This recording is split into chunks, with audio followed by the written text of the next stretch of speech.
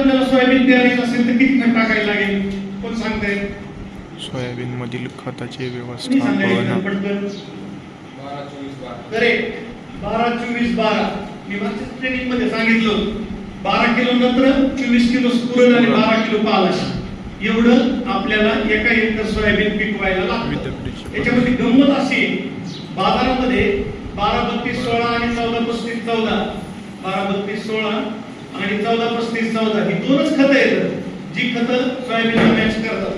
म्हणजे डायरेक्ट ती वापरात ऑइल सीड साठी आणलेली आहेत ऍक्च्युअली, तेलबिया उत्पादनासाठी जी दोन खतं आहेत.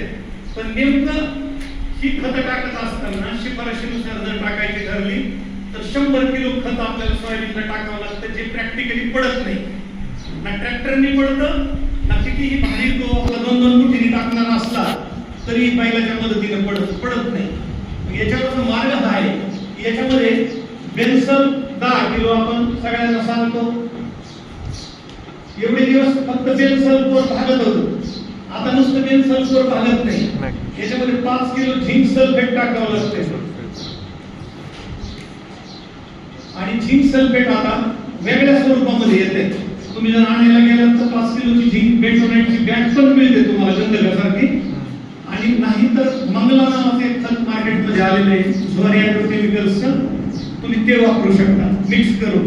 पण आता हे जर 10-15 किलो वाढवलं तर खतामध्ये इथं सरळ कमी करायचं. 20 किलो खत जे पडतं. आपला विषय उत्पादकता वाढीशी निगडीत आहे आणि खर्चाला पण कात्री लावण्याशी निगडीत.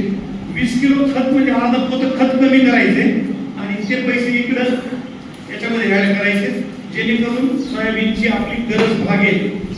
ते जर वाढलं, आणि आपण कधीच काही शिफारसी शेतकऱ्यांना केल्या नाही, यावर्षी एक शिफारस आपण करू.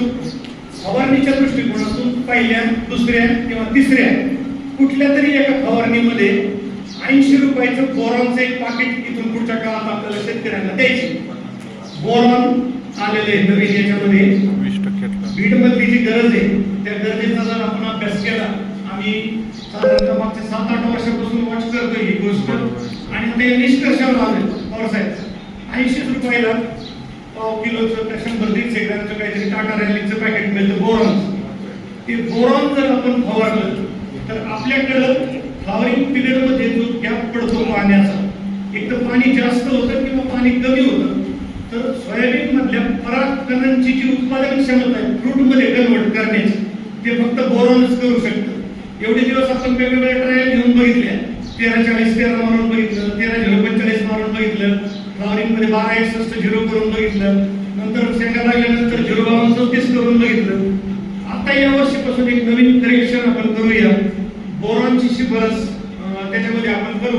याच्यामध्ये परागकणांची उत्पादकता जर वाढली म्हणजे फ्रूट कल्चर मध्ये, तर उत्पादन वाढीसाठी तो एक चांगला घटक याच्यामध्ये आहे. एक नवीन विषय तुम्हाला जर माहिती असेल तर आलेला आहे सोयाबीन मध्ये. तुमच्यापैकी बहुसंख्य जणांना माहित असेल असं मी गृहीत धरतो. सोयाबीन उत्पादनाच्या दृष्टिकोनातून 2 गोष्टींचा अंतर्भाव इथून पुढच्या काळात जर आपल्याला करता आला तर तो आपल्याला करायचा आहे. पहिलं आहे पॉलिसल्फेट.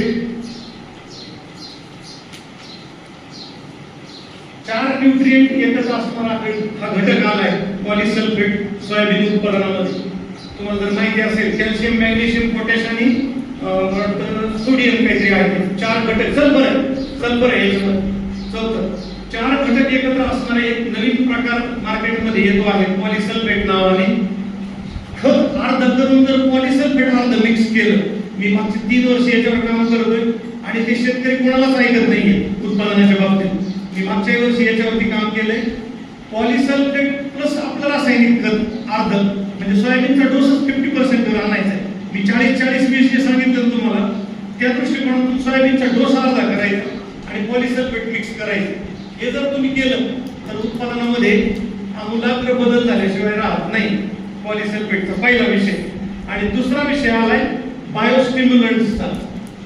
कायटिन बेस्ड जेवढे बायोस्टिम्युलंट्स आहेत याचे खूप चांगले परिणाम मी तुम्हाला का सांगतोय हे पण सांगतो लगेच, की या वर्षी आपण असं जर म्हणत असू की पाऊस कमी पडणार आहे आणि नेमका तो पाऊस सोयाबीनची फ्लॉवरिंग जेव्हा सुरू होते 45 दिवसानंतर म्हणजे 32 दिवसांपासून 45 दिवसापर्यंत सोयाबीनची फ्लॉवरिंग असते. तर त्या पिरियडमध्ये जर कमी झाला तर तुम्हाला याच गोष्टींची यावर्षी गरज पडणार आहे. बायोस्टिम्युलंट्स मध्ये सगळ्यात तुम्हाला माहित असलेलं बायोस्टिम्युलंट कोणतं आहे? सगळ्यांना वेल नोन असलेलं बायोस्टिम्युलंट सागरिका ऍसिड आहे. आता जे तुम्हाला सगळ्यांना माहिती आहे ते सागरिक आहे. त्याचा वापर समुद्र 4 शेवाळ. ml प्रति लिटर पाणी असा वाढवण्याची यावर्षी गरज पडणार. याच्याबरोबर वसंत ऊर्जा सगळ्यांनी ऐकलंय. स्ट्रेस मॅनेजमेंट मध्ये यावर्षी सोयाबीन मध्ये तुम्हाला 4 ml प्रति लिटर पाण्यामध्ये वसंत ऊर्जा वापरावं लागणार. दुसरं आणि पोटॅशियम नायट्रेट सगळ्यांना माहिती आहे 13-0-45 चा वापर पाण्याचा ताण सहन करणं आपण याच्यामध्ये सोयाबीन मध्ये करू शकतो. सोयाबीन मधला महत्वाचा अजून एक जो विषय आहे तो आहे आंतरपीक पद्धतीमध्ये